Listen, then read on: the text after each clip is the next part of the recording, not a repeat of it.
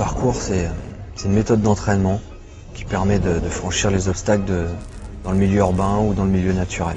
Tu sais les risques et tu t'étonnes pas parce que tu le sais à l'avance. Tu le sais à l'avance. Yeah. Whoa, whoa. TCHOCHI Tafara itindray zahay manatsarylay aranay pagkurno atao amzany ampitomo ireo namanay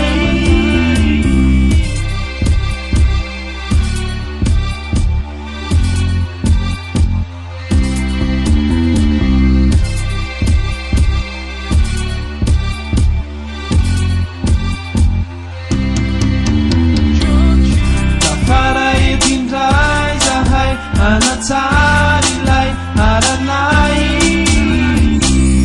pagkurno atao amzany ampitomo ireo namanay. Yeah, ranjereny indray fiaranatry izay de tona natsanganan'izao rehetrarehetra zao. Ianao natoky anay valokoro apetrakay de iary fandray tanana fianakavian'iray.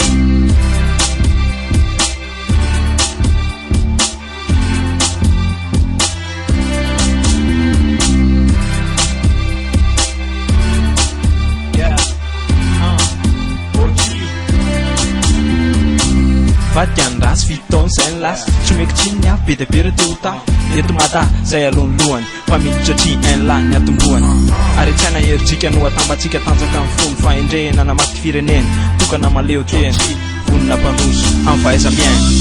Tafara etindray zahay manatsarylay